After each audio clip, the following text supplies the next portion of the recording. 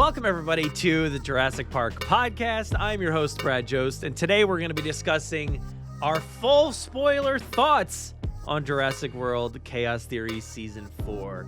And honestly, for the final time, this is a very somber episode, a very sad episode. This is the final dressed up time. For the occasion. Yeah, we wanted to be presentable this time. Tom's in a suit over here. He's got the glasses. Yeah, I don't have anything else to fancy up my attire. I don't know. But yeah, we wanted to look nice for you all because this is the final time to talk about, any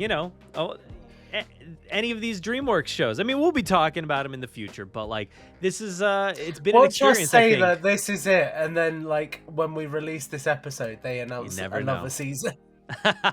It could be, yeah. There could be more. You never know, but.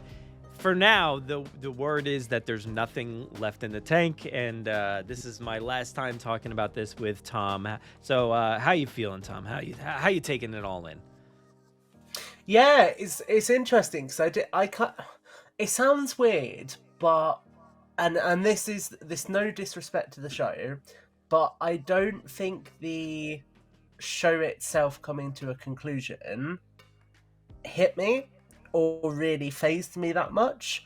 I think the thing that bothered me more was that this cycle of us creating content is coming to a close. So I was like, oh, we're not going to do these, let's watch it and share each other's thoughts anymore. And it's more that whole experience piece that's come with it that I'm going to miss, like talking to Scott after each season, the opportunities to talk to the cast, etc. That is just, it's quite sad. It's what I imagine a lot of people who have been involved in like the press junkets for Stranger Things are going through at the moment, where they're doing like the last cast interviews for the final time.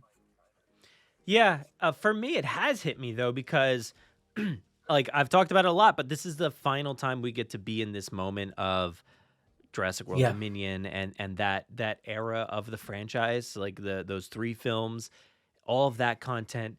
Everything else is different. You know, it's like we do have survival coming, which nice. It's going to bring us back to the past, to Jurassic Park. But Rebirth onwards, it's like different stuff from there on out. And, not a lot of referring back, not a lot of crossing over, I don't think. So who knows? I mean, maybe they will in the future. But for me, I was very somber about like, this is the last time that like we get to experience this time period. If they do end up making, and greenlighting another series, like fantastic, and we get to explore more of that gap between those two in my mind, they're 2 different franchises. Like they feel like different things completely. So, I feel like, we'll get some more time to explore those territories. But, for now, we're at the funeral. This is it. This is the final goodbye here. But before we get into all of the full spoilers, as always, I love to thank DreamWorks for providing us the codes to watch things early, giving us the early access, letting us talk to people like Scott or different cast members or whoever, Aaron. I really, really appreciate it. It's been so awesome over the past 5 years of this. It feels like it's been way longer to me, but I guess because we've gotten 9 seasons within those 5 years, it feels like it's been a long time. Plus with COVID and everything, it feels like that was a lifetime ago in so many ways. Even though it's it's still ongoing in a lot of ways, but like it feels like it was forever ago that this all started and got kicked off. So I'm very grateful and thankful that DreamWorks, Netflix, and everybody over there had the chance to give us that, or gave us that opportunity to have the chance to make content, to sit here and talk with you all the time. Give me an excuse, to talk with you, Tom. I really appreciate it. Can I add to that and actually name drop? Can I say a massive shout out to Arshna, Caitlin, and also Seth, who are the 3 people at DreamWorks who have been our kind of contacts throughout, because they've always been great at setting stuff up, and with things like interviews, who knows, maybe we've done an interview recently. They're always really great at setting them up and getting us the recordings afterwards and everything. So it's always been great. Like whenever there's been problems accessing screeners and things, they're always on it and really quick to resolve things. So it's genuinely been so nice to work with them and to get to do this in as pain-free a way as possible. Yeah, I think they've made it as smooth as possible, and it was a lot of fun to work with them. And DreamWorks has always been kind to like send like a Christmas gift every year, and Yeah. I'm loving that. And it's awesome. So I'm really really grateful. But we do have a lot of spoilers. There's a lot to discuss here. This is Yes. the final season, maybe the final time we see these characters. Universal, do the crossover. Get to live action with these characters. Make it happen. All right, I'm just telling you, make it happen. But We I just wanted need to a live start. action series that reveals that the engine room on the Essex, where we see Leclerc, the kids were actually hiding because of all the smoke that was coming out of the engine, so he couldn't see them. Yeah, they were just like there was like another layer underneath, under the boat somewhere that they were, because that's always the case. It's like they got to go underneath something else, whether it's like down in the tunnels of Biosin Valley or in Malta or Yeah, in Nublar or wherever that is. But this time I want to talk about. I want to kick things off with Ben and his traumatic yeah, experience towards the final few episodes of this season, yes, because we had wondered, we had thought maybe they talked about somebody might not make it out of the show, maybe not everybody will make it out unscathed, and I thought maybe there's a chance that like somebody dies off. I was thinking Kenji. My mind was pointing towards Kenji, but Ben was the one who had to suffer all the trauma this mm, this last half of the season, and he got hit with the Thagomizer in his stomach, and it stayed in there, I guess, for the rest of the the rest of the episodes. And the dude was on his final, like, last breaths, his final last legs. It was yeah, it was it was it was like grim. It was very very grim. You watched him, and I'm not talking about the baryonyx, but it was like you watched the life like fall from his face, and like the life just yeah, drain out of his skin tone and everything. He looked so pale by the end of everything. And I thought, honestly, I really did think that they were going to kill him off like many, many times. I thought, this is it. Like, they're actually mm, going to do it. And I'm like, they're going to leave this poor guy. Like, he just became like really suave dude, like handsome guy. And he's got a girlfriend now that nobody believed even existed. And he's gone on this journey, and he's been, really attached to Bumpy and all that. I'm like, we're really going to kill this guy off? Like, oh my gosh, that's brutal. But they did not. They did not. They did salvage that at the very end. What are your feelings on the will they, won't they, and ultimately the won't they of it all at the end? yeah. I mean, I kind of think my initial reaction was I wish they had killed him, but I think it's interesting because spoilers. This is something that we touch on in an interview that is coming soon with Scott. Um, I still don't know if Apologies if that's you coming decided you want to before, cut or it that. might be Okay, so before, it might be after. I don't know. you Just might have heard check that. the You might have feeds. heard Check that the feeds. already. Yeah, yeah. Yeah. But yeah. So we touched on that, and he said how they kind of went back and forth about whether they were gonna actually go all the way with killing him or not. And Mhm. part of me kind of feels like they should have done because I think it kind of grounds it in realism. I think the time we spend with him, where there's those couple of moments where he looks like he's gonna die, it definitely pushes the boundaries of realism, I'd say, with how long he is bleeding out, how long he's very pale, etc. But with all of that said, I actually am okay with it for two reasons. The first reason is because I feel like this had an emotional weight to it. So, where I said to you before, I was like, fair warning, I'm going to dunk on Rebirth a little bit. I think Rebirth, the deaths in that film had zero emotional weight whatsoever. Like, you went into it and you were like, these are just throwaway mercenary characters who are going to be the B characters that die because our main cast can't die, and that's kind of it. So there were never really any emotional stakes. Whereas I felt like with Ben the whole time, because we've spent so much time with this character, there were really intense stakes throughout. So you were kind of constantly on the edge of your seat, where you're like, "Oh, I'm actually invested in this character? Is this character going to live? Is this character going to die?" So I think this is an example of writing death sequences that was far, far stronger than Rebirth. And I think this is a way that Jurassic should handle deaths going forward. I think it should be bold enough to put main characters in those situations and to then have it play out like this. But I think the second thing that really kind of stuck with me is there is consequence implied in a way that isn't implied in other films. So you look at the amount of injuries that Zora or Henry endures in Rebirth, for example, and they get back up again, they shake it off, and they're fine. At the end of this season, when Ben comes back from the hospital, he's in a wheelchair, and we don't know if he's just in the wheelchair for that moment while he's recovering, or if actually that's a permanent injury and he's now going to be in a wheelchair going forward. So I think the show does a really good job of highlighting the fact that when your character is in that life or death situation, they're not just going to get up and walk away and be absolutely fine. It really grounds it with tension, and I think for that reason it works way better than anything else we've seen Jurassic recently.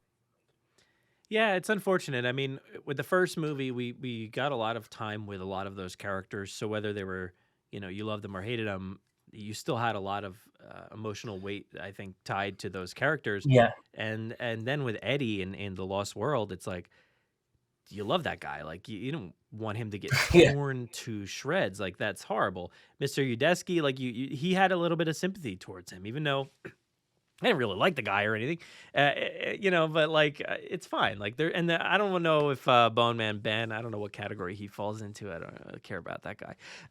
But this show gave us a lot of those feelings, like of attachment to these characters, and we've been with these characters for 5 years now, and ultimately like lots of years within the timeline of the show, right? Because there was like the time jump and yeah, everything. So I think they did a phenomenal job, and I really loved the weight and the seriousness that I think everybody dealt with the situation.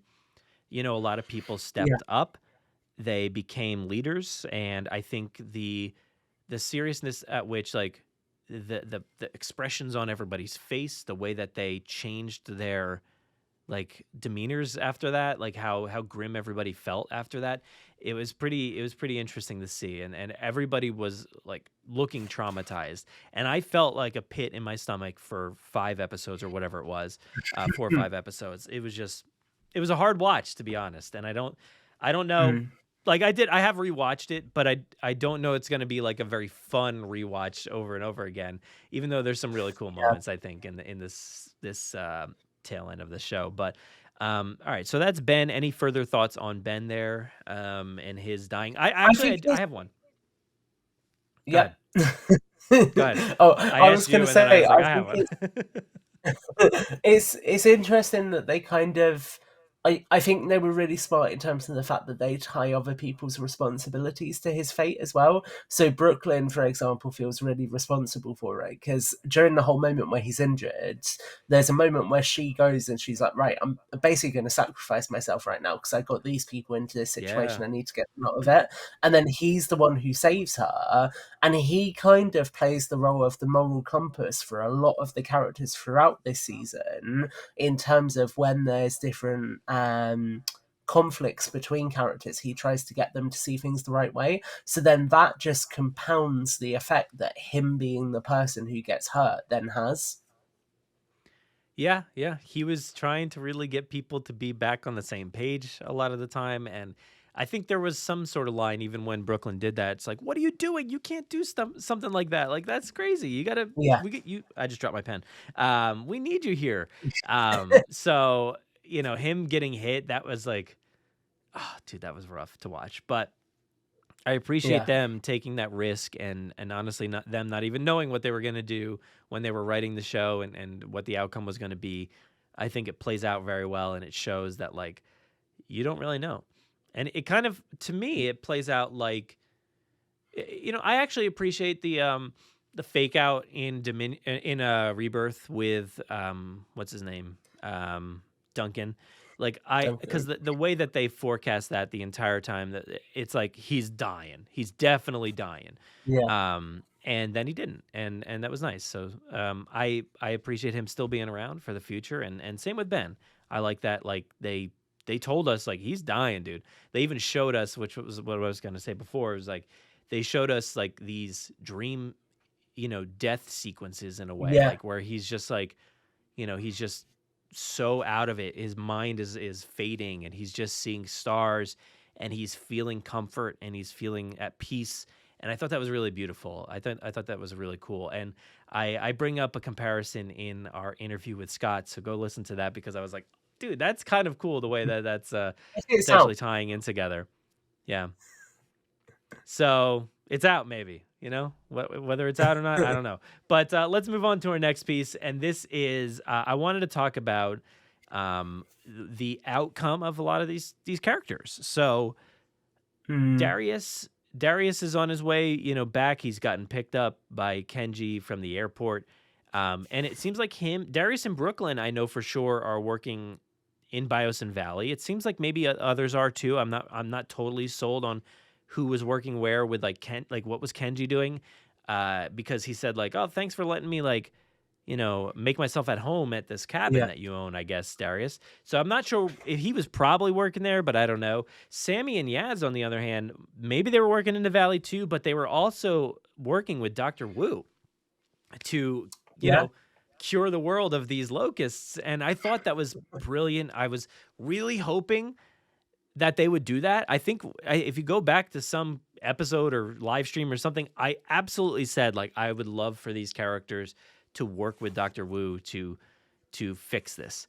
And I love that. I mm, mean, I thought it was pretty beautiful, like where the end of that season, it's like Ben's going off in the helicopter with Kenji, and it's like you don't know if he's gonna live or die, and or the characters don't, and like, oh, that was also a pretty brutal moment. It's like Kenji says like, "Oh, I should go. We need to be there in case he dies." Like that, they didn't say it explicitly, but yeah. like you knew that was the implication. Was like somebody needs to be with him when he dies, but he didn't. So it's all good. But I love that there's workers from Biosin Valley are like, we need some experts. Like, oh, we don't know. There's dinosaurs that are in trouble still, and we need to Yeah. fix this. And the kids step right up and they decide, we need to help out. We need to do our part. We're the only ones who can fix this. So I love that they are still, you know, working. They're doing their time like they did with Manicore Island. They went back and Ben Yeah. was like working out there and stuff. And now some of the cast members are working there, and some are working with Dr. Wu. I thought that was pretty awesome. And even Brooklyn's I, dads want to go back to yeah. the valley and help rebuild. So Yeah. I love it, but it just this series has the kind of caveat of it makes me even more bitter about Rebirth because I'm like, okay, well, are all of these people yeah, going to work in the valley, and then all of the dinosaurs they're looking after die? Is that what's happening here? Or are these dinosaurs going to survive in this isolated area? I think what this series really made me feel is, and you get the sense for it at the end of Dominion as well, where with Ramsey, is that Biosyn as a whole wasn't bad. It was just Dodgson and maybe some other people who were the rot within Biosyn. And I really feel like Rebirth missed such a good opportunity to use Biosyn more and to really build on that story thread rather than cutting it off entirely. And this just made me feel yeah. that even more. As I was like, there was a way for this valley to be the foundation for more, and they've just completely cut it off for no real reason. Yeah, I mean, the possibility still is out there. I think that Mm. these dinosaurs are safe. I think maybe everything we've heard in Rebirth is like dinosaurs around the world are you know migrating, I guess, or dying, and I don't I think we can separate what's happening in Biosin Valley, because that climate is temperate at times. It's freezing up top. It's hot and steamy down Yeah. below. So I think that climate is like safe. So I hope they keep that. Dude, if they went back there in like Rebirth 2 or whatever and like did something there, that would be phenomenal. And I'm now my gears are going to be spinning about that, because I think that place could be safe even with everything that they've said in Rebirth. So, keep my fingers crossed that I there's hope still so. hope for that. Yeah. But they did shoot themselves in the foot, I think, with just saying that dinosaurs can't survive out here, and it was a real bummer of a plot point. But I'm happy that these kids are still, doing their stuff. They're still out there, and even in that final shot, we see dinosaurs are still roaming in the wild. Yeah. And you had said something in our interview with Scott about like tying into Rebirth a little bit, some comments, and I don't know that I picked those up, but I can't Mm. stop thinking about like, and I haven't honestly, like I said this on a live stream the other day that with all the content we've had to produce over the past few weeks, and like the fact that I also went on vacation, I've probably played now less Jurassic World Evolution than everybody else at this point. Like I put in Yeah. so many hours in like a real short amount of time and a few different gameplay moments, but um, and a lot of hours. But like I've gotten other people may know more about this than I do. You too, but like there is the one comment in that game that's like a scientist is like, oh, it seems like dinosaurs are moving around or trying to go to their warmer Mhm. climates, and I need to figure out why. I don't know why that is the case. And I thought that was pretty interesting that the game decided to do that and to comment on Yeah, the the game upcoming hints at it trajectory quite of a the bit. dinosaurs. So this show to me didn't really hint on that, but maybe it did for you. Yeah, I feel like there were a couple of dialogue lines I picked up on where there's something about dinosaur migration that just made me sit there and be like, "Oh, is that a call out to Hmm. Rebirth?"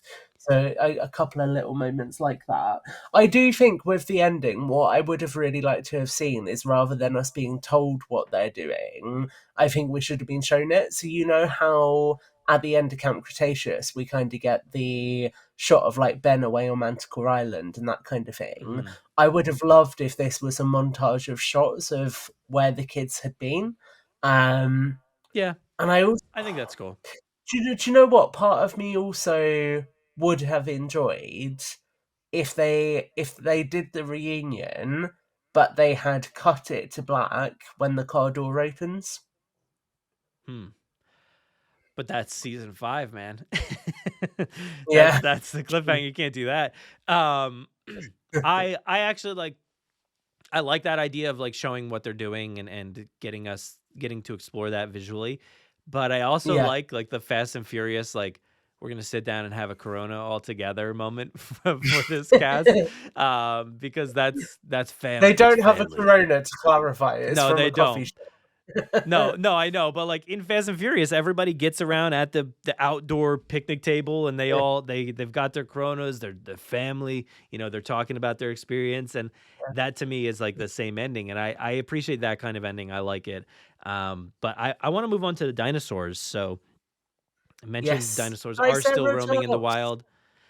Triceratops out there, honestly, like didn't make a big impact on me in I the did show not at all. notice it.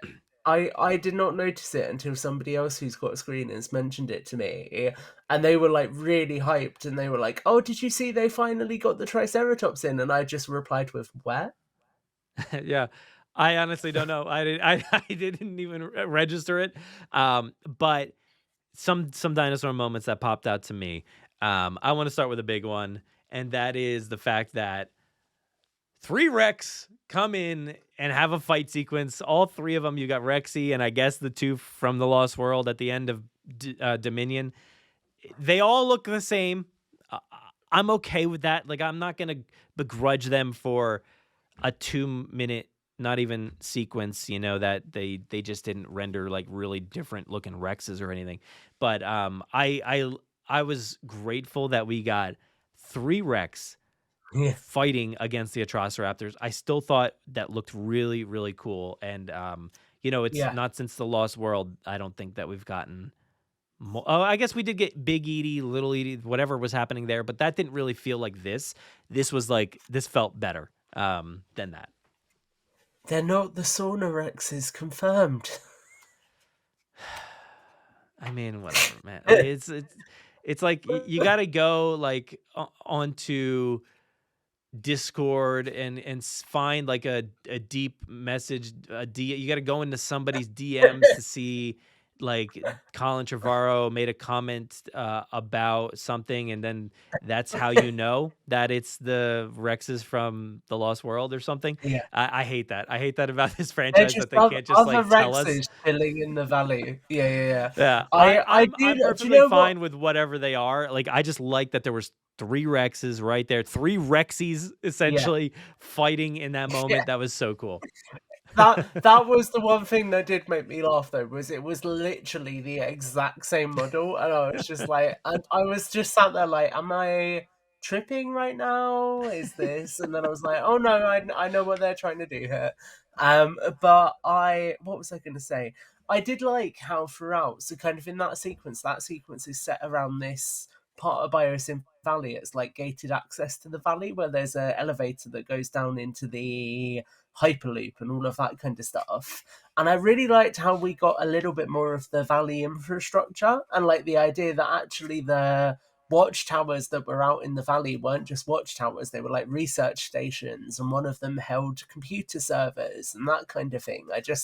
I always like when they flesh out a location and make it feel a lot more functional, because I think that's what I love so much about Jurassic Park and Jurassic World, is the fact that you have these really detailed maps that outline like where the little utility shed is, where the power station is, all of that kind of stuff. I'm just getting my pen. He's about to pull up the map.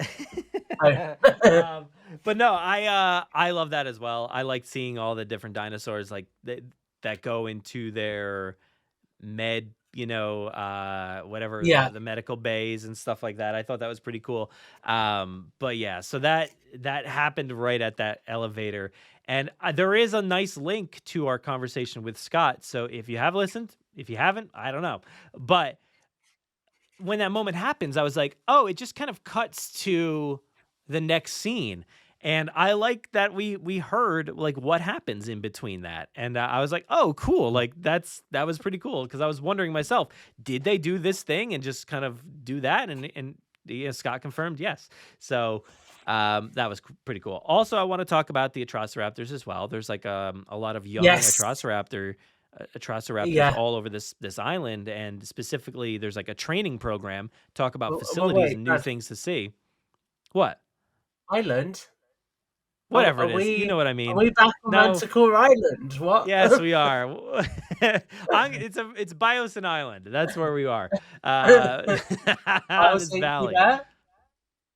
Yes, I think that's what they call it. It just like somehow Italy has an earthquake, I think, and there's just like it ruptures the whole Biosyn Valley off of the rest of Italy. Right? Let's be realistic. Biosyn would like engineer the earthquake. Maybe it's kind of like the helicarrier. Like it just like disconnects and then just floats up into the sky and then just lands somewhere else. It's a floating island. About this. We are not doing this Marvel podcast, okay? But what are your thoughts on the training facility on the island or the valley or wherever it is? I love it. I love how like even the name for it sounds very similar to the Hexapod Allies program. I don't have the name in front of me, but it's got a really cool name, and it's something that we, which is really cool, and I just think it adds so much more lore to the Atrociraptors. Like, I love the idea that the Atrociraptors in Malta, we know that they came from this facility now. So Biosyn's basically going, oh, we're going to experiment, but also on the side, we can make a casual bit of money off of it. Like that just suits this company perfectly. And I think the facility where they had all the simulated walls and things to really test the behavior of these Atrociraptors is really awesome. It's so cool the way that whole thing functions. The one thing I would say is this has again made me very cross that it doesn't look like Mattel are doing any toys from the new season, because there are some really cool designs for the Atrociraptors. There was something that somebody commented, I think it was like on my YouTube maybe. I gotta see where it was. Somebody said, oh, is this the you know what I think it was? It was the total super colossal Atrociraptor. Somebody had said, is this, Tyler Quaid said, is this probably one of the new Atrociraptors in Jurassic World Chaos Theory's final season? I didn't comment back because I was like, maybe? I don't know. Like, I guess it could be. I don't think it is. There is a green and like, yeah. Like that. Hey, but man, not all of the Mattel toys end up looking like their film counterparts. Muted on. Um, I do want to point this out too because this happened in this area. Also, there was sorry, I'm jumping around here, but the only thing I wrote down was theropod training facility. But there was a room that yes. Ben had noticed around there called Hexapod Allies Hibernation. I don't really know what that pertains to, but is it like a Yeah, hibernation so chamber for the locusts or something like that? I think that's the chamber that Ellie and Grant go into, is how I Okay. interpreted that. I'm Okay, just yeah, gonna that's open cool. my notes back up. Can you remember what episode number we first see the atrocities? Is it? It might be 2 or Episode 3, 2. possibly. Episode 2. Yes. Episode 2. Okay, let me double check because I definitely wrote down the name of the program. So Also, it's oh yeah, oh, so go ahead. it's theropod access training facility, like you say. And then what other notes do I have around it? Cool. Well, Yeah, so I wrote that down as well about the hexapod allies hibernation. So I think it is that chamber that they like burn them all in. okay. That makes a lot of sense because we'll get to the crossovers. We'll talk about that all in a little bit, but Yeah. that lines up with pretty much all of the other kind of crossover moments in a lot of ways. But there's a crossover moment that I didn't expect in a lot of ways. Maybe you caught on to it, but in this same facility, there's like a guy over like a loudspeaker or somebody, and it's like asset delivery also confirmed. And I was like, dude, that sounds exactly like Yeah. Jurassic World Evolution. So it like if you line them up, it sounded exactly like the way that they say that when you pick up your asset contained or asset delivered, like it Yeah. sounded exactly like this. So I was like, there's some nice like through lines here that felt good. Again, I feel like you've missed a career in voice acting.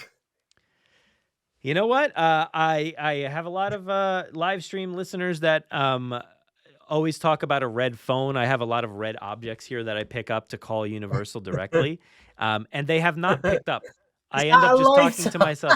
It is, yes, it is. I've got that. I've got I have a bunch of things on it, but I've got the Crypto Daily Planet popcorn bucket. I've got all kinds of stuff that I usually pick up that's red. But yeah, it's because I the red phone. It's like the bat phone. Like you pick it up and it's like a direct Mm. line to Universal, and they just don't seem to ever want to have me do that. So that's unfortunate. Or It's DreamWorks, quite that Scott, is what's going on, man? disappointing. I was right. I know you had a part in the end of this season, Scott, but like I was right here. You know, you already used my name. Yeah, I mean, I was already a you robot, could have apparently. been you could have been the person who voiced either Dr. Munnelin or Dr. Samuelson. I could have. Maybe I was. I'm never gonna tell. Yeah. It wasn't me. All right. So Yeah, the I was gonna Atrociraptor say program, I thought IMDb that was says no. cool. There's one note here I want to talk about. Let's not reveal the name, but Smoothie's got a dad. Smoothie's got a dad. I thought that was really cool. Like that, a Yeah. big Ankylosaurus shows up, stomps a I foot I down. do feel like it's a bit of a self-insert, to be honest, that Smoothie's dad is called Scott, but it is what it is. Well, we do know the name of Smoothie's dad. That was like one of my number one questions I wanted to ask, Yeah. and it resulted in a great answer. I was very happy with that. So, thank you, Scott, for revealing the answer to that. But go check out that episode with Yeah. Scott for what we talked about there, because the name itself confirmed was perfect. It was like it's too Honestly, perfect to yeah, be it's honest. So it's yeah. Yeah. it's so funny. But I was excited by that like there was like a touching moment with Bumpy and this dad character, and then the baby Yeah. kind of trying to find some attachment there, and I was happy. I think like that was like the I final hope moment we see now them they're all back together. together. Yeah. I hope now they're back together they can have the child support conversation, because for Bumpy's dad to just do not Bumpy's dad, for Smoothie's dad to Smoothie's do dad. that and then just go away to Biosin Valley, I don't think it's responsible parenting. Yeah, Bumpy was in Texas just like whispering to the eggs like, your dad went on a trip and he never came back. I don't know where he went. But he's maybe one day we'll find him. And they did. They He said did, he was luckily. just going out to get some leaves. He's just going out to get some leaves. Oh, oh, sorry everybody. That's yeah. Jokes and poor taste probably, but whatever. Um let's move on to some character stuff. Oh, actually, was there any other dinosaur moments that you wanted to call out specifically? Do you have anything on the top of your What? mind that stood out? Yes, yes. Does it have to be a dinosaur? We're talking about dinosaur moments, so yes. N- Oh, no, I guess Not not it could animals. be any dinosaur adjacent thing, yeah. You're getting Okay, technical now. I get it. Quetzalcoatlus, Yes. the absolute artisan nature of the sequence at the research outpost. I loved how we got to see the Kets like perched on top of one of the research outposts, and how you got to see its beak like coming down in through the glass, how you got this really intense sequence with it.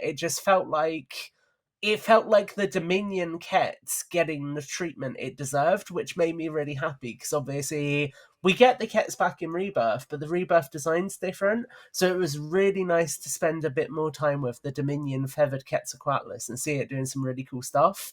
What we Mhm. don't need to talk about is it lifting up the car, though. That's one of those Camp Cretaceous style things that like never fully bothered me like in that show. I know it really aggravated a lot of people when like they would do some of that silly stuff in the show. Yeah, And it honestly like I don't I can't pretend to know if that's possible for that dinosaur or that winged creature. But like I'm willing to suspend my disbelief there and say like yeah, sure, why exactly. not? Like what it created a fun moment and it gave, Kenji something to do and to, to lead the room there and figure it Yeah. out. I thought that was pretty good, but it was silly. I granted, I understand it was definitely a little silly, but like it's fine. It's no big deal. Um, I think the other dinosaur moment I want to mention as well is we do get another fight between the T-Rex and the Giganotosaurus. And I think the Giganotosaurus throughout this series is one of the most beautiful models that they've done in any of the animated shows. It looks so good. But what I really liked was there's a sequence where we get both the Giganotosaurus and the Rex fighting in a river. So they're like half stood in the river and they're fighting with water splashing everywhere.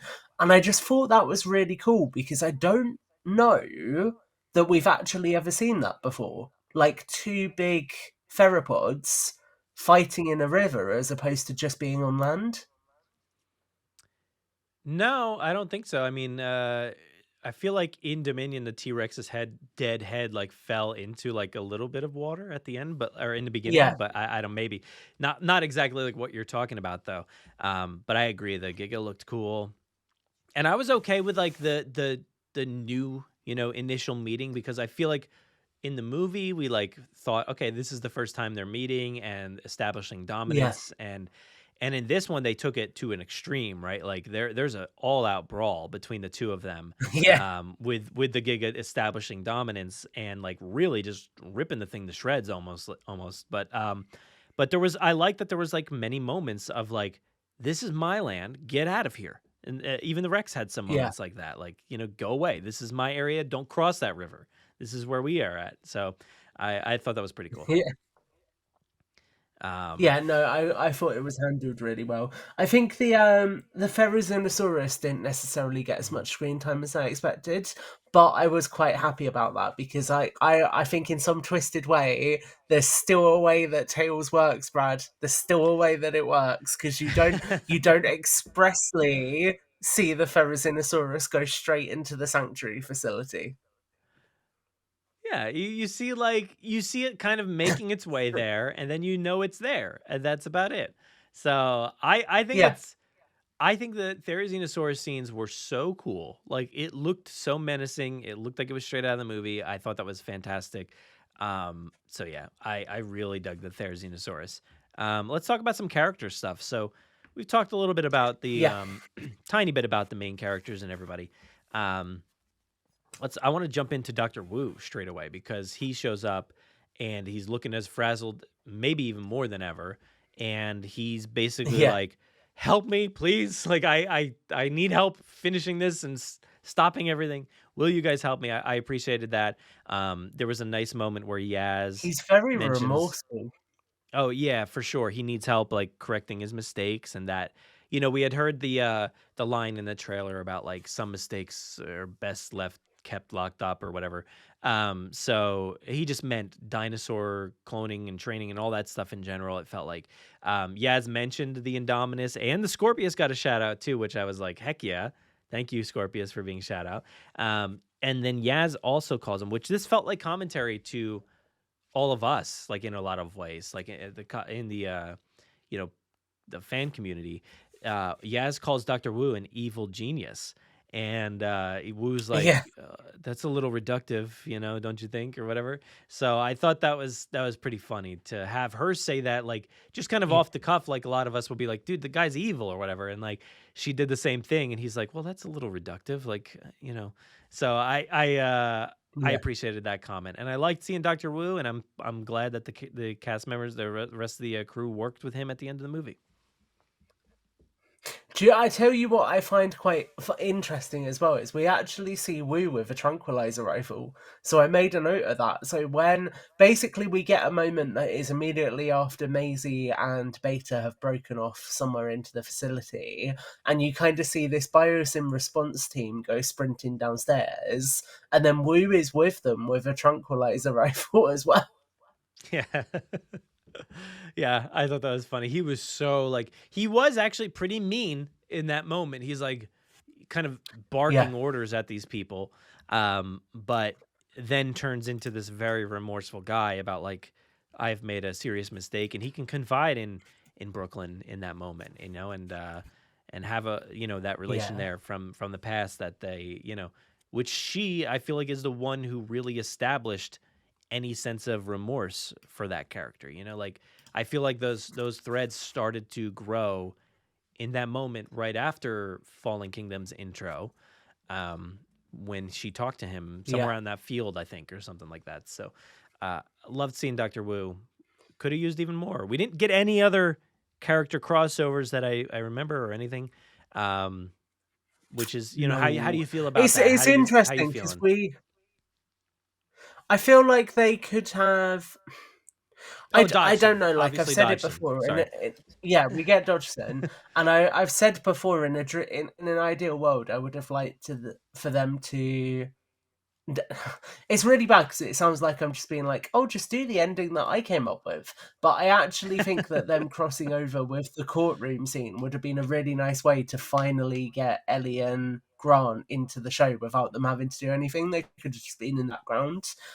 But I kind of feel like it didn't really need them in the sense that it very much feels like this is just wrapping up the story of these characters. So it's very much Mhm. focused on these characters, and it's like, look, we're not going to tie fully into everything else. We're just going to give them their own story. And that's why actually a large chunk of it is set separate from the main biosim facility because they really kind of do just delve into these characters. So I don't know that it needed them.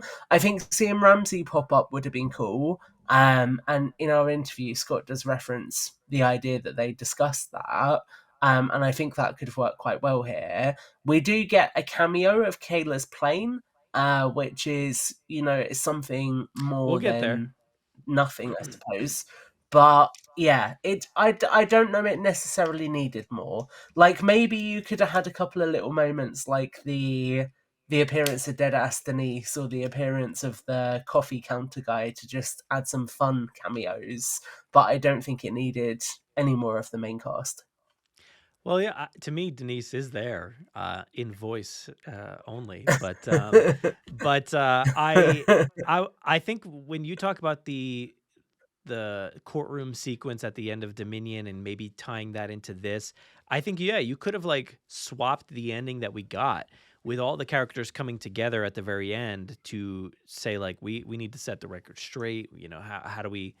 how do we be a part of this? And you could see, like, I could see them doing the exact same kind of thing. Like the core people are there without Ben, and then a car rolls up in front of the state house or something, and Yeah. out comes Gia first, and then oh my God, it's Ben. Like you could have had that same moment, and then all of them walk into the courtroom together. He's getting pushed in, and inside the courtroom, you see like the back of Dr. Grant, the back of Yeah. Ellie, and like you don't have to show their faces, but that that's them, and they're up there doing their part as well. And I thought that could have been pretty cool if you wanted to tie like the actual ending we got Yeah. with what you're talking about. That would have been interesting.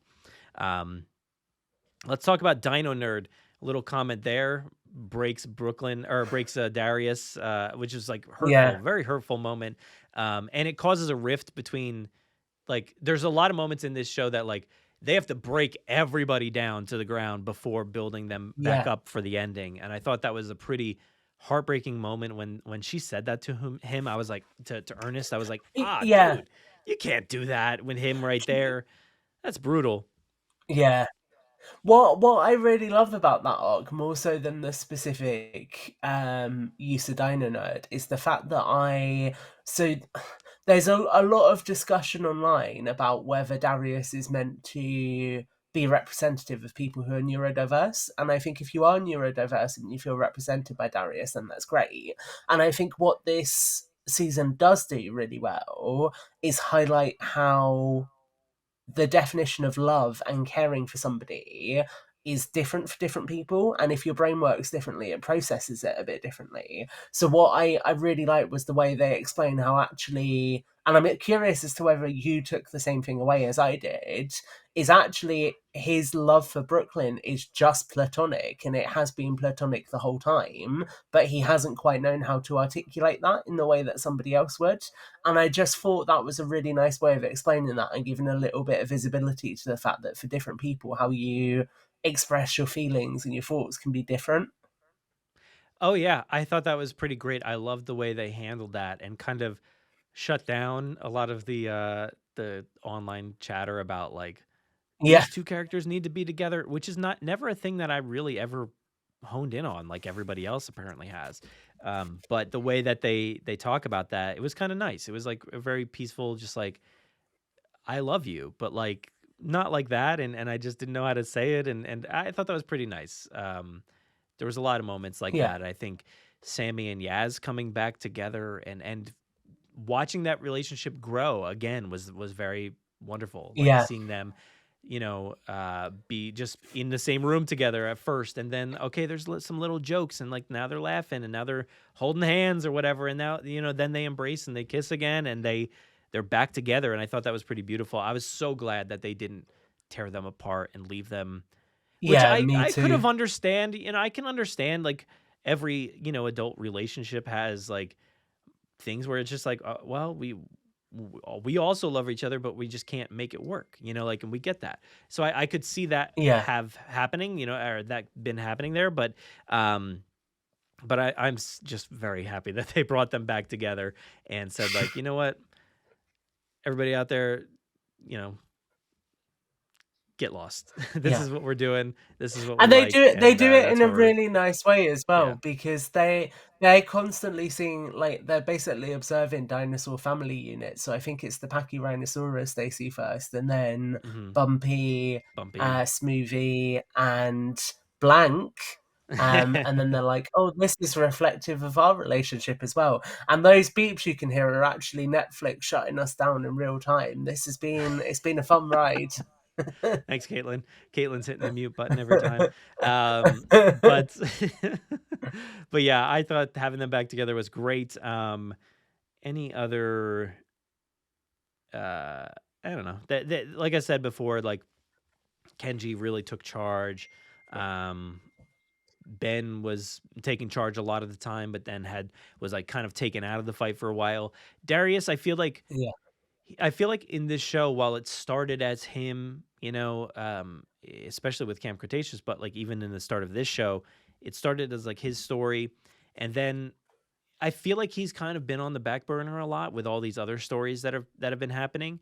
And I'm I'd okay agree with with that. that. Yeah. But even at the very end of this show, I think like it focused in on his face or something. And then, he was like the final one we actually got to see up close. And I'm like, it came back around, but like at the end of the day, it wasn't really his show. I don't know. I guess it would be Brooklyn's Yeah. show at the end of the day, but it really felt ensemble, but like less of Darius when all is said and done. Yeah, no, I agree with that. I think it. Yeah, but I feel like it comes full circle by giving him that moment to resolve that story thread, which is Mhm. quite nice. Yeah. So I want to talk about some crossover moments. Got a few more topics left. Crossover stuff. I want to talk some timeline stuff and some other random things. But crossover. So I wrote Yeah. down every crossover thing. I actually did not put in that Can I that one. Go ahead. What do you got? I want to take a moment to address a use of a word in my non-spoiler review, because I said that some of the moments Ooh. feel a bit contrived, and this is kind of what I'm talking about. Is as we go through this, I think that some of the crossover beats just feel very convenient with how there's a couple of them that are literally exactly after something happened. Okay, well, you'll have to elaborate, I think, when we get to them. Yeah, But we do get the chopper flying over the frozen lake, that they yeah, eventually crash into. So that was nice to see. And I'm like, oh, they haven't gotten there yet. So they've beaten them. yeah, We'll talk about some timeline stuff in a little bit, but they beat them there to the valley.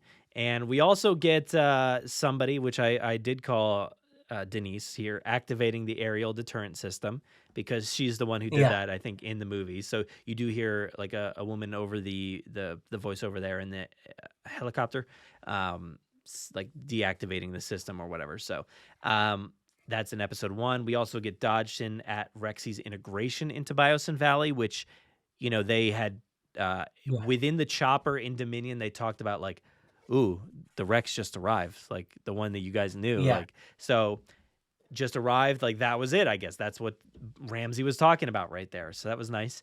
Um, Ernest mentions just missing Malcolm's keynote. So that's after they've landed. To me personally, I feel like it probably would have been a few hours, but you just missed it. That's fine. Whatever. Just missed it would have been like, oh, it just ended to me. Like literally it Exactly. just Yeah, yeah, ended. yeah. But like, I don't know that the timeline links up, but I guess like there's nothing that explicitly says the full overlap of events, I guess, within No. Dominion. So Should it's, we? Can I? Shall I just talk timeline quickly? Because we might as well while we're on it.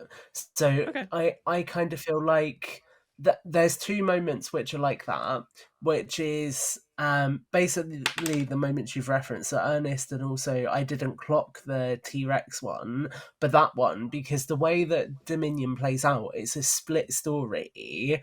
So obviously you spend time with Sattler and Grant as they go to the valley, and then you have the events in Malta.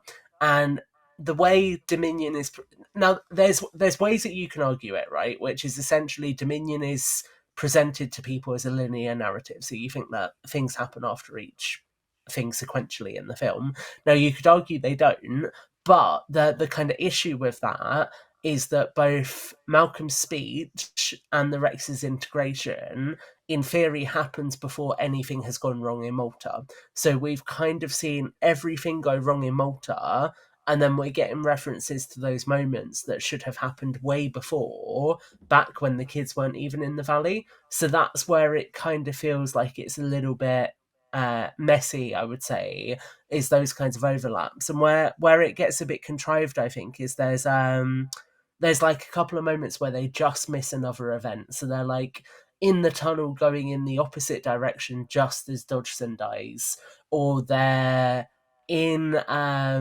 the courtyard, and I think they even go as far as seeing the helicopter take off, or they hear the Hmm. helicopter flying away, Yeah. just as the other characters are leaving, and then they get to the airfield when the other characters have already left. So it all feels just a little bit like, for me personally, it pushes at the boundaries of plausibility, and pushes a little bit at my suspension of disbelief, just because so much happens to Yeah. happen in sequence after the other events we already know. Yeah, I get what you're saying, because there are so many crossover moments that like, how Yeah. many times are you just gonna miss what happened? Um, but And yeah, that so I did. this is the thing that I think. This is where I think Camp Cretaceous season 3 is still the top spot for me, because that it was one crossover, but it was an extended crossover, and it worked really well because you knew that the kids were in another position where they would witness the whole thing, but they would never come into contact with those characters. Yeah. I did write down the timeline of events from Dominion. So at like 34 minutes and 48 seconds, we do have Ramsey mentioning that the Rex just arrived. 38 minutes into Dominion, we do see Malcolm giving his keynote. So again, Yeah. so Ramsey Do mentioning you know? that it You just know? arrived. You've just you've clocked in my The Rex head arrived in the that, first episode.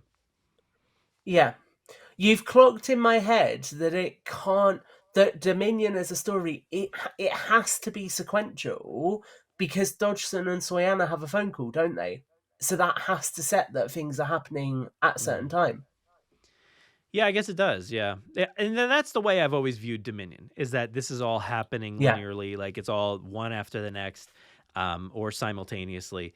And I think there's probably some wiggle room within that, whether some events are happening at the same time as Malta or not, whatever. But I think I've mostly viewed it as like this is all happening one after the next. And yeah, so far it's checking out ish, I guess. But like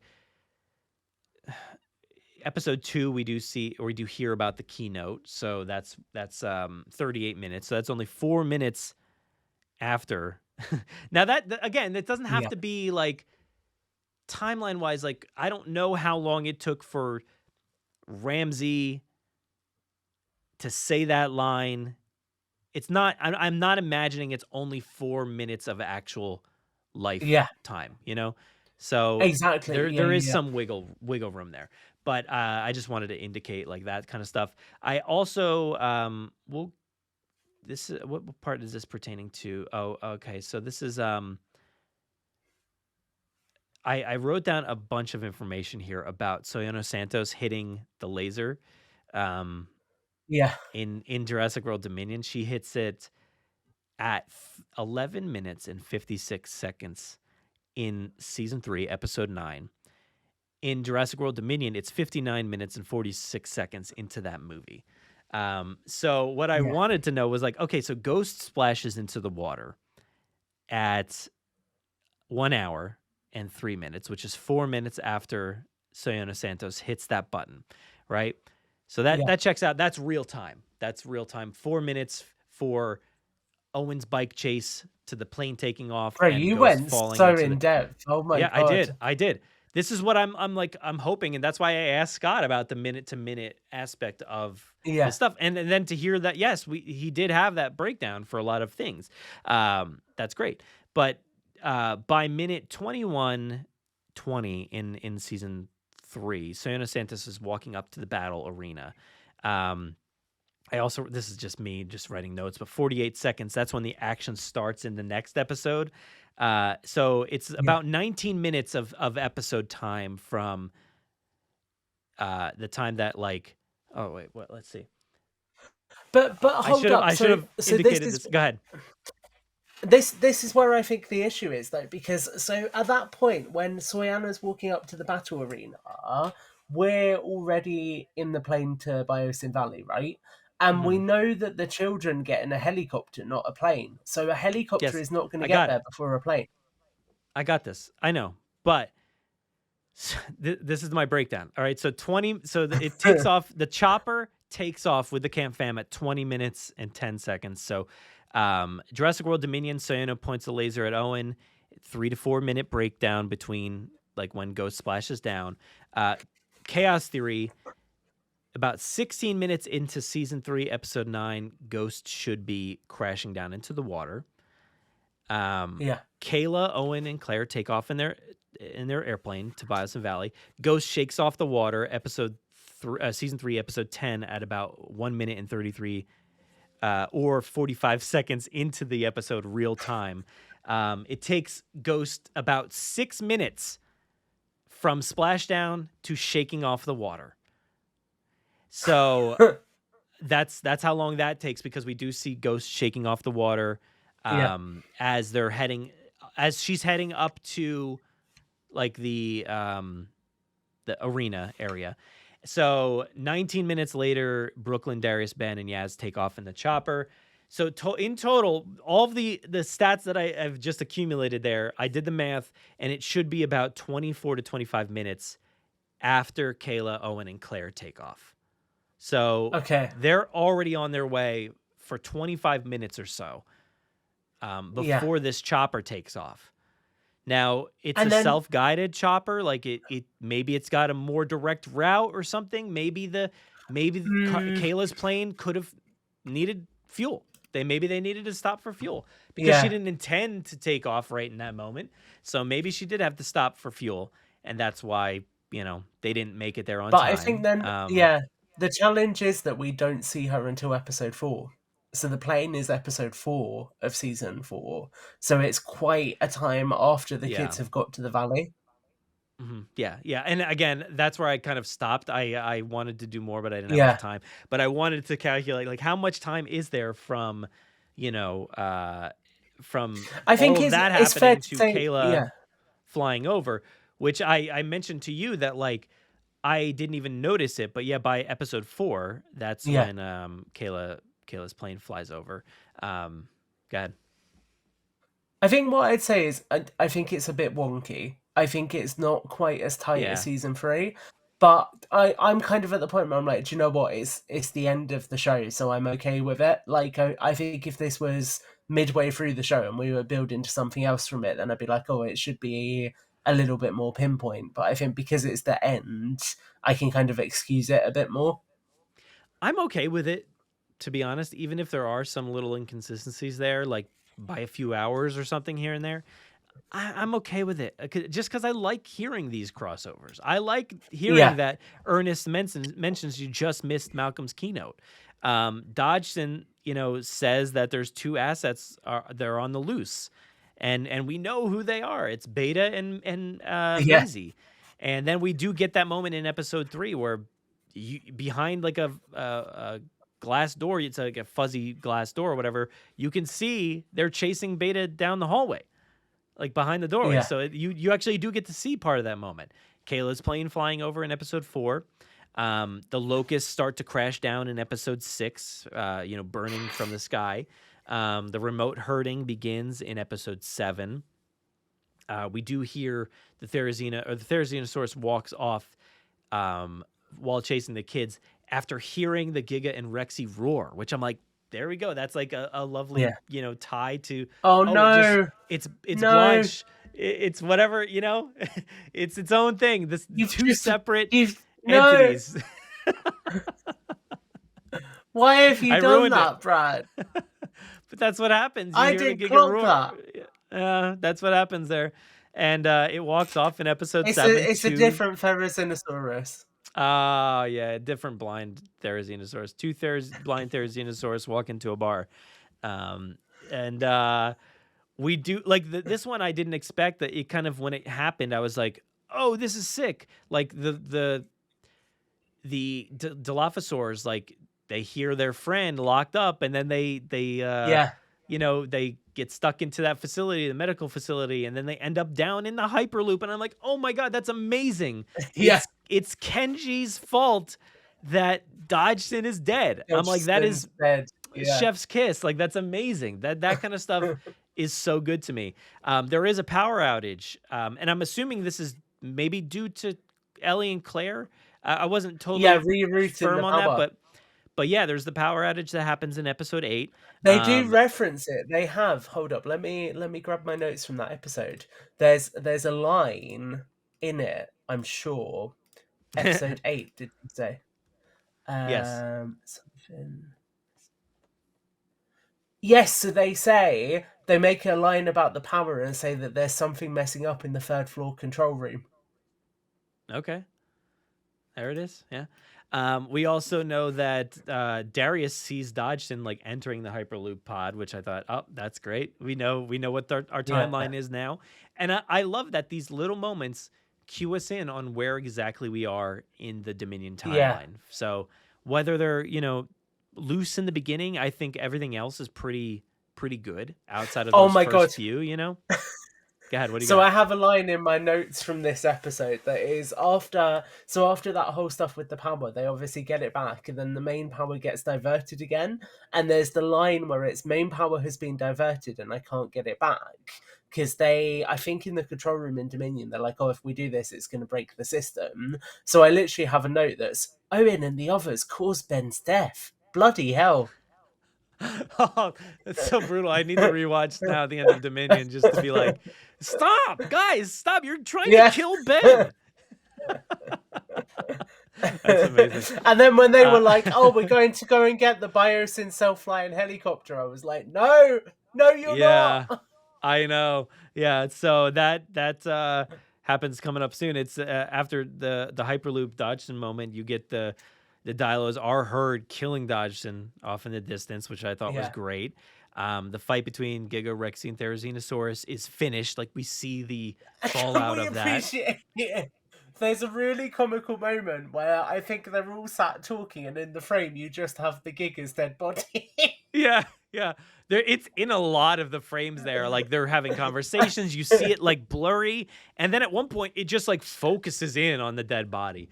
Yeah. So yeah, I was like, oh, poor thing. Like, the thing like didn't do anything wrong. It wasn't like a villain or anything. It just like we're just showing Yeah. off that this thing is dead now. Wrong place, wrong time.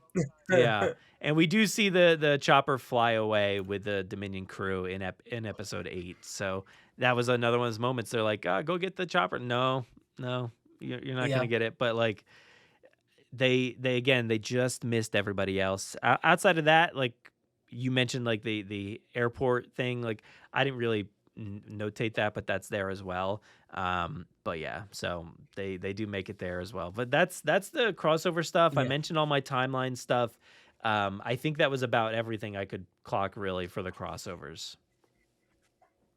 Yeah, same here. I feel like we covered it quite comprehensively. I think it's the thing for me of, I think the more crossovers you do, the more there's room for something to go wrong. So I think if anything, it just made me sit back and think, oh, actually, sometimes less is more, and I think that's why I like Camp Cretaceous so much.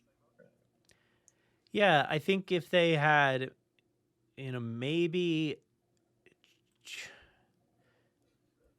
maybe changed like the flyover and like the mentioning of Malcolm's keynote, Yeah, then like everything would be pretty fine, I think. But even yeah, still, I I'm agree. okay with that. So let's see. The flyover happens in episode 4. So when was all that? That was taking 25 minutes. They already took off. So you're talking about when did they land? They landed in episode 2, right? I think, or was it episode 1? I don't remember. I think it was episode 1. Oh yeah, episode 1. So somewhere in the middle of that episode. So you're talking about, like, let's just say on the shorter end, 20 minutes. You've got 20 minutes for episode 2, 20 minutes for episode 3.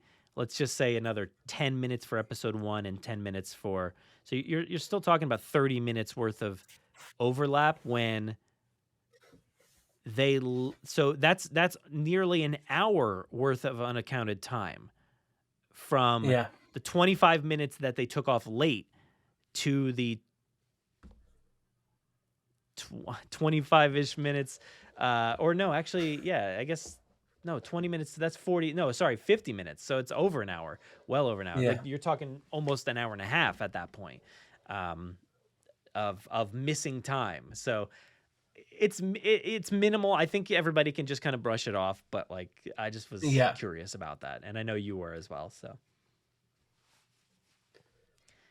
but yeah, let's talk about a few other comments. I just wrote down a few things that I wanted to mention, but Kenji says, "Hold on to your butts." I was like, "All right, yeah, let's do it.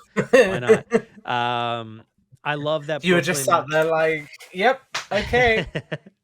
You got to have the comment in there. It worked. It's in Kong Skull Island or whatever the name of that movie is. Yep. It made it back. Hold on to your butts and remember the story of Icarus, who flew too close to the sun, but he didn't have tons of Texas steel. Wow, you're too good at that, man. You sounded exactly like him. We do know that Darius still likes dinosaurs, still loves dinosaurs. I thought that was a nice little moment where like they're looking out the Yeah, helicopter window and like she's kind of admiring how much he still loves the dinosaurs. I thought that was a cute moment. This yeah, one got me pretty good. It was the antithesis of um, Hammond, John Hammond, when he says like "Welcome to Jurassic Park," like we have Dodgson yeah. saying "Welcome to Biosin Valley," and I was like, dude, this is like, oh, that was great. It was a flawless execution right there. Loved that. Can we But yeah, appreciate? Can we appreciate there is like a potentially interesting plot thread that they could explore in a future story, which is who were the three people with Dodgson? Because they look like investors or something that he was showing around.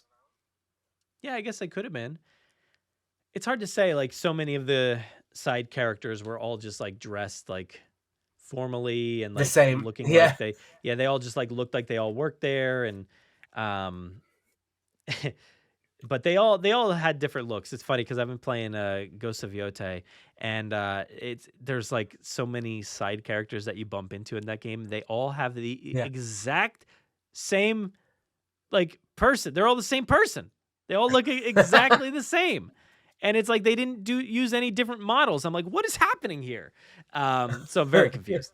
But that didn't happen here. It's just a bunch of like generic, people just all over the place. So I didn't really think much about it. But hey, could leave something open. And I did like that Kenji was, trying to be threatening in that moment in the Yeah, beginning and trying to, blackmail him. Oh, we also should mention, I guess they did end up burning a server, which I was kind of confused about that plot point a little bit of like, well, the only yeah. way we can stop this is by, getting rid of this backup. And I'm like, but really, is that I'm confused. That didn't really check out for me because I felt like Dodgson was like also deleting stuff, right? Wasn't he He deleting was stuff? erasing everything. Yeah, yeah. I think there's like a line about that, like the main server being destroyed, but they need to get the offsite backup or something. And like I said earlier, that I enjoyed the fact that we see different research stations doing different things, but I Mhm. do not think the backup for the computer system would be in an observation tower. That just felt a little No. bit weird. No, that was just like, hey, we need a reason to go to one of these towers and whatever. But like, yeah, I thought the same thing. I'm like, why is it in there? And why did it light on fire so fast? Yeah. But overall, man, I really enjoyed this season. I'm sure there's a lot more to discuss. Do you have anything else that stood out to you I that think you we've want to covered it discuss? all, mate. Yeah. Yeah, I mean, I look, feel like you've been very comprehensive, which I there's appreciate a lot. considering I was not prepared at all. There's a lot in between all of that, like a lot of conversations, a lot of, interpersonal stuff between a lot of the characters. And that's really what the season is. Like for a lot of it, there's just the character interactions. And I said this to you, like at one point in my rundown here, like all these episodes ended up being like much shorter notes than some of the others Yeah, because it was just like one location, just kind of hanging out and or driving or flying or whatever it was. And I was like, okay, I really like that the show just ended up being characters interacting with each other instead of like yeah. massive set pieces all the time. So I'm gonna look through my screenshots folder quickly just to see if there's anything else I want to mention.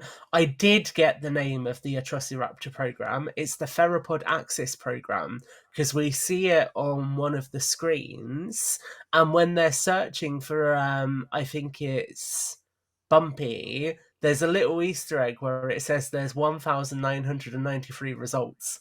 So I had Ooh. screenshotted that as a little Easter egg to Jurassic Park's release year. I think just looking back through these screenshots here, it's cool seeing the Dilophosaurs. What I really liked as well is there's the. I'm fairly sure there's both designs. I think you see the Dominion Dilophosaur, but also the Jurassic Park Dilophosaur. So it was quite cool seeing both of those versions. How were you Um, about the multiple Dilophosaur tackles that Kenji put on? Where was that I because I know a lot literally of wrote a people. note that says, I wrote a note that says Kenji gets his own Grady moment. Yeah, I know the choking of the Dilophosaur in that movie really rubbed people the wrong way, but I think, like these creatures are just maybe not as agile as a velociraptor. They're not as crazy of a creature. So I think maybe you could just choke one out. Maybe you could just tackle one to the Yeah. ground and not get bit. So that's out there. That's possible, maybe. We also didn't touch on something very dark, actually, which is when they're looking at the files on the Theropod Access program, we see that Oh, they've yeah. literally just been feeding other dinosaurs to the Atrociraptors, which is Yeah. pretty bleak. So that is, I like how they kind of characterize them as being not a nice organization, really, and that again, there's other scientists like Wu who are so preoccupied with whether they could that they don't stop to think if they should. I think that's really cool. Well, We do he's get to see the he's Stiggy Moloch again. yeah, he's kind of like set that goal for everybody that works there that like, yeah, you don't need to, you can look the other way. Yeah, But they've always like, if you think about Jurassic World, dude, like they were just like, hey, Mosasaur, here's a great white, dude. We're just gonna sacrifice all of these great whites. How many great whites did yeah, they feed that thing? Like they're just okay.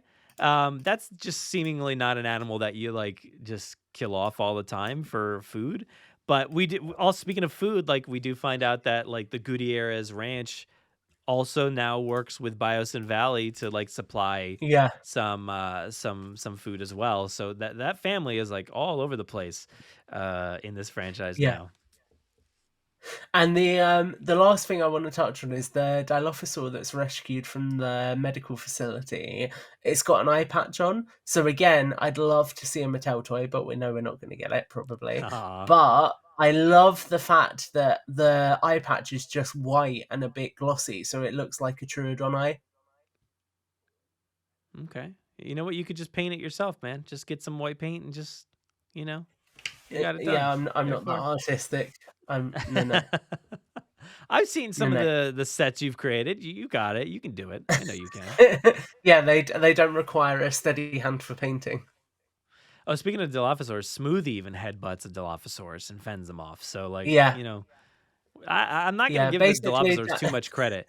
They got Dennis Nedry in a parked car. Like, who wouldn't? Like, all that's we've got to say is this show reaffirms that Dilophosaurus is the of the Jurassic franchise. wow. Okay. I'm just like scrolling through all my notes here. I don't know. I think we've pretty I much think we've hit covered it all most of it. nicely. I like the Yeah, Giga got hit with like a Molotov cocktail again. Basically, that yeah, thing is just constantly getting hit with fire. The poor thing. It's basically just yeah. Frankenstein's monster just getting hit with fire all the time and like I don't like it. Um, but yeah, so good show, great show. Honestly, great Yes, good series. ending. I think yeah, good ending, and I'm happy. I'm really happy with this show. I'm sad to see it over. I'm Um, sad to see it go. but like, I I guess think it what makes I sense right now to be an ending point, I think, because like we've hit the end of Dominion. Like yeah. they could do a lot more, but like as an ending point for this series, like that makes a lot of sense. But yeah. It does, yeah. And I think to kind of close it out, I just want to quickly say thank you to everybody who has listened to the show and engaged with our early access previews and reviews over the past 5 years. It's quite funny because I've actually got to the point where people message me and are like, "Oh, have you and Brad seen the show yet?" And I just have to leave the messages on read because I'm like, I can't reply to that. But Yeah. it's really nice that there's a lot of people who have shared in this show, and equally, it's nice to see how much community has come from this show. I think there is definitely a younger demographic of fans who now feel like they have their place in Jurassic. Equally, there's like content creators now that focus on Camp Cretaceous. Shout out to Dave and Kia who run the Cretaceous Campcast. There's just so many cool things that have come as a result of this show.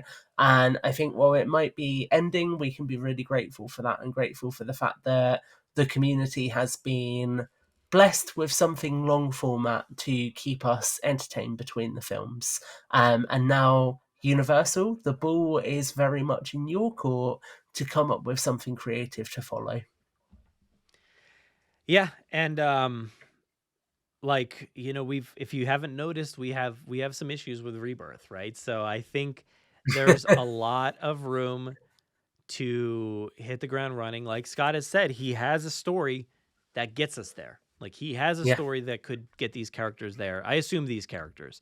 Oh, But like, if you want new characters, I've got a story, Brad. how do you?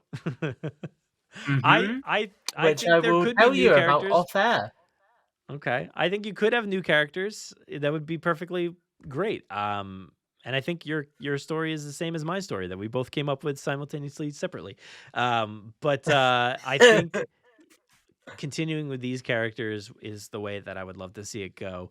And they are the perfect crew to kind of tackle, what is going on with the world, and why is the world not accepting these creatures, and why are they bored of them again, and why are the dinosaurs not thriving? And I think that would be Yeah. like, especially if you jump ahead a few years, you've got some kids that have probably gone through college. Maybe they're really studying things very like intently, and they're not just like winging it and just being like dinosaur fans, but they're actually like really knowledgeable about all this stuff now, and they're really working to figure this out for everybody. And instead of just glossing it over and saying, they're dying off, they're they're gone, we don't have Yeah. any more left. Like, I would love to see some real serious thought put into this, and I trust everybody at DreamWorks, and Bethany, and the entire writing crew, and Scott and Aaron. Like, they've got this thing nailed down so far, and I think Universal really needs to do the right thing and keep going here. Keep going. How many seasons of How to Train Your Dragon are there? There's got to be like 20. I don't even know. Yeah. And we need more Jurassic. Let's keep it going. Uh, if you're gonna have a new movie, you got to have something else to tie it into. Let's go. All right. Exactly. That's the pitch. But that's all we got for you. So thank you everybody for watching for the past few years, and thank you Tom for being here, dude. Like, now Dude, we're it's gonna be been awesome. I'm talking. so glad we've got to do this together. And I'm glad that Yeah. Monarch has come back out at a time where we can keep the momentum going a bit longer. It's so like funny that like they're just like, hey, new season February 27th. So I'm like, Yeah. okay, now I don't have to stop talking to Tom, because like, if Monarch didn't show up, I would have had to stop talking to you. Like, there's nothing else to talk about Yeah. with Well, you. So it it's was all good, guys, because worst case scenario, what we're delighted to share is that Brad and I are developing a new podcast based on the Real Housewives of Beverly Hills. And it's going to be a really interesting, different take on anything we've done before. So we hope that you no one join wants to us hear on this that from journey. us. I don't know what that is. Is that a real thing? No, I've never seen it. I don't know. I just But Googled. he just made. Yeah.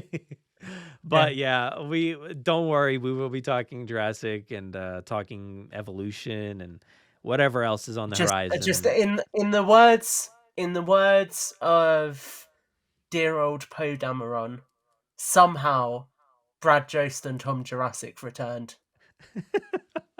I was gonna say, yeah, in the antithesis statement of Rebirth, life finds a way. Like, it's just the opposite of that movie. So, but we will find a way to Yeah. continue talking. So thank you everybody. Go to JurassicParkPodcast.com, find all of our stuff there. We usually have new episodes every Monday, live streams every Wednesday night at 9 p.m. EST. And yeah, we're going to be talking Monarch together with Tom. We're going to be talking, like, we've got a lot of episode ideas coming out here. Obviously, Dino DNA will continue on strong. We're going to have some music episodes with Caleb coming up in the future. And we've got a lot of stuff planned. So stay tuned, and we'll be here for you. Just search for the Jurassic Park Podcast wherever you listen to podcasts, or on YouTube. Go follow us. Go follow me over on Letterboxd for a little bit if you want to see some fun, dumb movie reviews.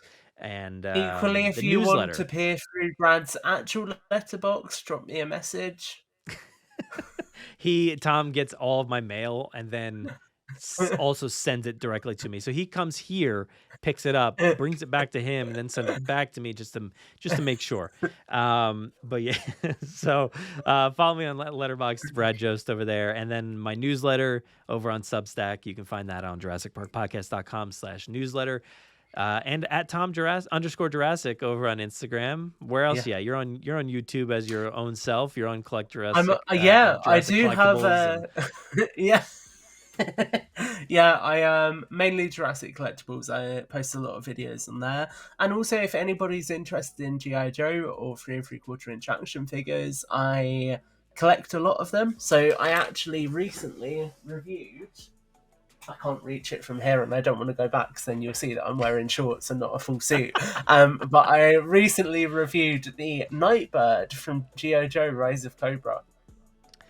So what do you think? Are you going to be on the next installment, 2026 installment of Beyond the Gates Creator Edition? Is that Sadly, absolutely not on the cards. Not on the cards. I'm far too opinionated. Yeah, same. Every time one of those comes out, I'm like, I don't like it. Yeah. I mean, the point is I would say if something was bad. So. Yeah, exactly. Yeah, I like a lot of the toys, but sometimes they just don't work for me. But this show worked for me very well, and thanks to everybody. Love you all. Take care. Stay safe. It's been be great kind. Yeah, and enjoy, everybody. Tom, what do you got? Anything? No, I was just going to say it's been great going beyond the gates of Count Cretaceous, but it just felt like the joke passed. Yeah, it did. This is awkward, isn't it?